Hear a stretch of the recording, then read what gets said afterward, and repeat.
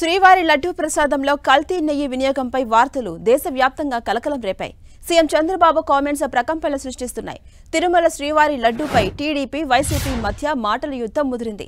గత ప్రభుత్వం తిరుమల లడ్డూను అపవిత్రం చేసిందంటూ సీఎం చంద్రబాబు దుయ్యబట్టారు. గత వైసీపీ ప్రభుత్వం తిరుమల లడ్డూ తయారీకి ఆవు నెయ్యికి బదులు జంతువుల కొవ్వు వినియోగించారని ముఖ్యమంత్రి చంద్రబాబు చేసిన కామెంట్స్ పీక్ స్టేజ్ కు చేరుకుంది. అంతేకాదు గత పాలకులు అన్నదానం విషయంలో కూడా నిర్లక్ష్యం వహించారని, అన్న ప్రసాద నాణ్యతను కూడా దెబ్బతీశారని సీఎం కామెంట్ చేశారు. ఏపీలో కూటమి ప్రభుత్వం అధికారంలోకి వచ్చిన వెంటనే లడ్డూ తయారీకి స్వచ్ఛమైన ఆవు నెయ్యిని తెప్పించామని, అన్నదానంలో నాణ్యతను పాటిస్తున్నామని చంద్రబాబు చెప్తున్నారు.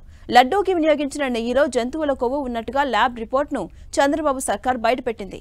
కల్తీ నెయ్యి వ్యవహారంపై నాటి వైసీపీ నేతలను తీవ్రంగా హెచ్చరించిన మంత్రి నారా లోకేష్ ఏ ఒక్కరిని వదిలిపెట్టబోమని హెచ్చరించారు.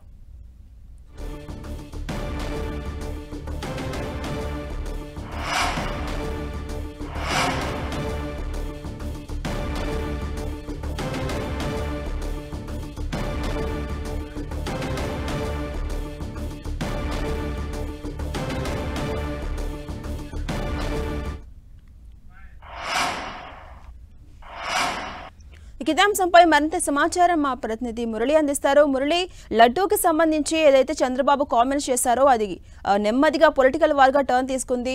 వైసీపీ వర్సెస్ టీడీపీ అన్నట్టుగా మారిపోయింది. ఇప్పటివరకు ఉన్న అప్డేట్స్ ఏంటి ఓవరాల్ గా? అంటే ఇది ఒక్కసారికనంగా కాకుండా దేశవ్యాప్తంగా కూడా తీవ్ర కలకలం రేపుతోందని చెప్పడంలో ఎలాంటి అతిశయోక్తి లేదు. కేవలం అంటే జంతువుల కొవ్వు నుంచి సేకరించిన కల్తీ నెయ్యితో శ్రీవారి లడ్డు ప్రసాదాలు తయారవుతున్నాయని విత్ ల్యాబ్ రిపోర్ట్లతో ఏకంగా ముఖ్యమంత్రి బయటపెట్టిన నేపథ్యంలో ఈ అంశంపైన దేశవ్యాప్తంగా చర్చలు, మరోవైపు యావత్ హిందూ భక్త సమాజంలో కూడా ఒక విస్మయం కనిపిస్తోంది. అయితే ఈ అంశం క్రమంగా రాజకీయ టర్న్ తీసుకుంటుంది. నిన్ననే మనం చూసే మీడియాతో టీటీడీ చైర్మన్లుగా పనిచేసిన వైవి సుబ్బారెడ్డి, అట్లాగే భూమన కరుణాకర్ రెడ్డి ఇద్దరు కూడా మీడియాతో మాట్లాడడం జరిగింది. ఈ ఫేక్ రిపోర్ట్ అంటూ వారు కొట్టిపాడేస్తున్నారు. అయితే అదే సందర్భంలో నేను రాత్రి తిరుపతి చేరుకున్న మంత్రి నారా లోకేష్ చాలా స్ట్రాంగ్ గా వార్నింగ్ ఇచ్చారు. స్వయంగా వైవి సుబ్బారెడ్డికి సవాల్ విసిరారు. మీకు దమ్ము ధైర్యం ఉంటే తిరుపతికి వచ్చి నెయ్యి కల్తీకి గురి కాలేదంటూ ప్రమాణం చేయాలంటూ కూడా వైవి సుబ్బారెడ్డికి మంత్రి నారా లోకేష్ సవాల్ విసిరారు. మరో భూమన కరుణాకర్ మీడియాతో మాట్లాడడం జరిగింది. ఇదంతా ఫేక్ రిపోర్ట్లు, చంద్రబాబు నాయుడు సృష్టించి రాజకీయంగా దుమారం లేపుతున్నారంటూ కూడా చెప్పడం జరిగింది. అయితే ఇదే నేపథ్యంలో ప్రభుత్వం మాట అటు సీఎం గానీ మంత్రి నారా లోకేష్ కానీ ఏ మాత్రం వెనక్కి తగ్గట్లేదు.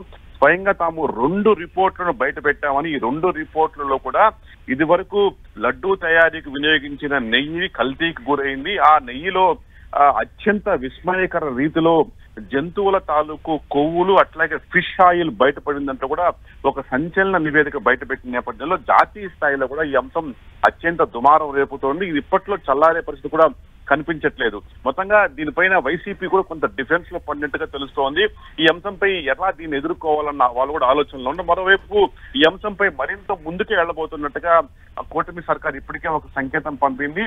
ఎవరైతే ఈ కల్తీ కారకులు ఉన్నారో వారిని ఎలాంటి పరిస్థితుల్లో వారిని వదిలిపెట్టేది లేదంటూ మంత్రి నారా లోకేష్ తగేసి చెప్పారు.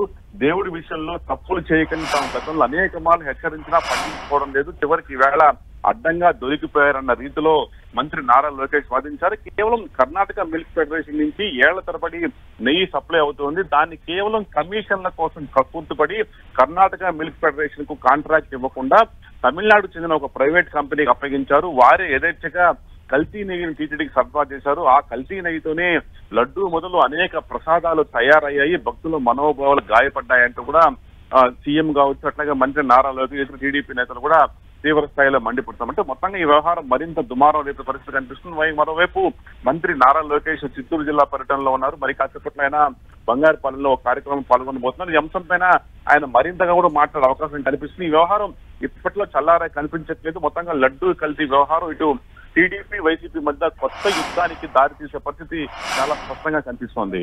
Okay, right, thank you Murali.